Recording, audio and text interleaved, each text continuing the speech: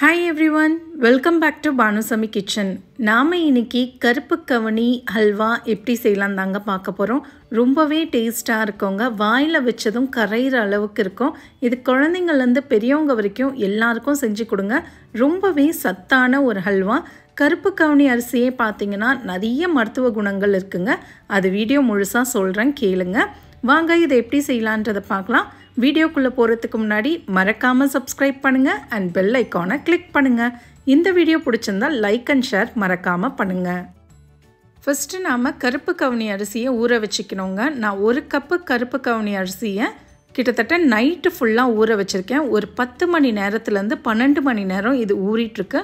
எந்த அளவுக்கு ஊறுதோ நமக்கு அரைக்கிறதுக்கும் ரொம்ப நல்லா இருக்குங்க. ஒரு 10 மணி நேரம் இது ஊறினதுக்கு அப்புறம் தண்ணியை முழுசா வடிகட்டிட்டு மிக்ஸி ஜார்ல சேர்த்துக்கோங்க. இப்போ இதில் 1 கப்லேருந்து 1.5 கப் அளவுக்கு தண்ணியை சேர்த்து நல்லா இதை மையாக அரைச்சி எடுத்துகிட்டு வந்துடுங்க. பாருங்கள் இந்த அளவுக்கு இருக்கணும். நல்லா ஃபைனாக அரைச்சிருக்கணுங்க. இப்போ நாம் இதை வடிகட்டிக்கலாங்க. வடிகட்டினா தான் சப்போஸ் அதில் கப்பிலாம் இருந்தால் நம்ம எடுத்துடலாம். வடிகட்டியை வச்சு இதை முழுசாக வடிகட்டிக்கோங்க. இந்த கருப்பு கவுனி அரிசியே பார்த்தீங்கன்னா நிறைய ஆன்டி ஆக்சிடென்ட்ஸ் இதில் இருக்குங்க. ப்ரோட்டீன் இருக்குது, ஃபைபர் இருக்குது. வெயிட் லாஸ் பண்ணோன்னு நினைக்கிறவங்க கண்டிப்பாக இதை நீங்கள் டயட்டில் சேர்த்துக்கோங்க. நம்ம சேனலில் ஆல்ரெடி நான் கருப்பு கவுனி இட்லிலாம் சேர்த்துருக்கேன். கருப்பு கவுனியும் சேர்த்து கேழ்வரகும் சேர்த்து இட்லியும் செஞ்சுருக்கேன். அந்த ரெசிபி லிங்க் எல்லாமே டிஸ்கிரிப்ஷன் பாக்ஸில் இருக்குது. மறக்காமல் செக் பண்ணிக்கோங்க. இப்போ பார்த்தீங்கன்னா முழுசாக வடிகட்டியாச்சு. பாருங்கள் எக்ஸாக்டாக பார்த்தீங்கன்னா இது 2 கப் அளவுக்கு இருக்குங்க. இதை ஒரு பக்கமாக எடுத்து வச்சுருங்க. இப்போ ஒரு அகலமான கடாய் எடுத்துக்கோங்க. நல்லா திக்கான கடாய் இல்லைன்னா நான்ஸ்டிக் கடாய் எடுத்துகிட்டு இதில் நம்ம வடிகட்டி வச்சுருந்த அரிசியை இதில் சேர்த்துருங்க.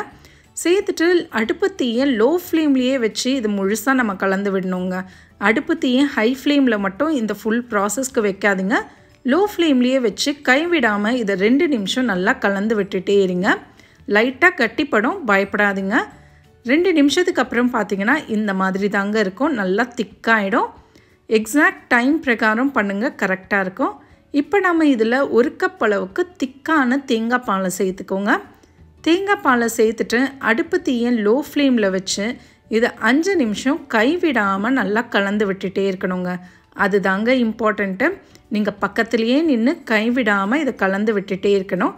டோட்டல் குக்கிங் டைம் பார்த்தீங்கன்னா ஒரு 20லேருந்து 25 நிமிஷம் ஆகுங்க இந்த ஹல்வா செய்ய. தேங்காய் பாலுக்கு பதில் வேறு ஏதாவது சேர்க்கலாமான்னு கேட்டால் இல்லைங்க, தேங்காய் பால் சேர்த்து செஞ்சால் தான் நல்லாயிருக்கும். இப்போ பார்த்தீங்கன்னா எக்ஸாக்டாக 5 நிமிஷத்துக்கு அப்புறம் இந்த அளவுக்கு தாங்க இருக்கும். கலரும் லைட்டாக சேஞ்ச் ஆகிட்டு வரும். இந்த சமயத்தில் 2 கப் அளவுக்கு நான் நாட்டு சர்க்கரையை சேர்த்துருக்கேங்க. நீங்கள் வெல்லம் கூட சேர்த்துக்கலாம். வெல்லம் சேர்க்குறீங்கன்னா வெல்லத்தை ஒரு 1/4 கப் அளவுக்கு தண்ணியில் கரைச்சிட்டு அதுக்கப்புறம் இதில் நீங்கள் சேர்த்துக்கோங்க. நாட்டு சர்க்கரை சுத்தமாக இருக்கிறதுனால நான் டைரெக்டாக அப்படியே சேர்த்துருக்கேன். நாட்டு சர்க்கரையை சேர்த்ததுக்கப்புறம் கைவிடாமல் இதை ஒரு 5 நிமிஷம் நல்லா கலந்து விட்டுட்டே இருங்க. நீங்கள் எந்த அளவுக்கு இதை குக் பண்ணுறீங்களோ அந்த அரிசியோடைய வாசனையும் கொஞ்சம் கம்மியாகும்.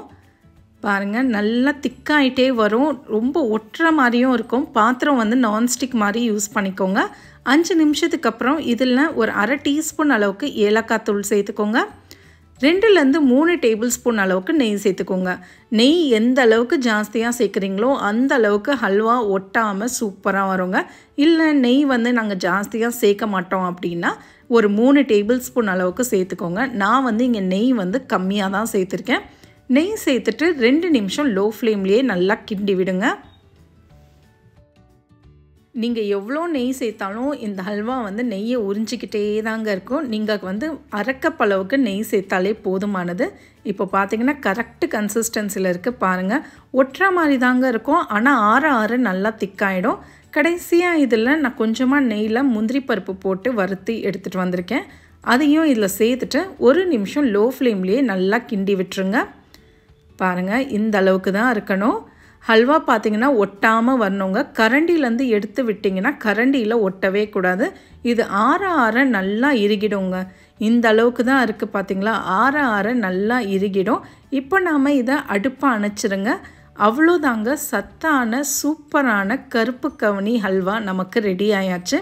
இதே அளவுகளோடு செய்யுங்க, உங்களுக்கும் இது சூப்பராகவே வரும். ட்ரை பண்ணி பாருங்கள். எப்படி வந்ததுன்றதை கமெண்ட்ஸில் சொல்லுங்கள். மறக்காமல் சப்ஸ்கிரைப் பண்ணுங்கள் அண்ட் பெல் ஐக்கானை கிளிக் பண்ணுங்கள். தேங்க்யூ ஃபார் வாட்சிங்.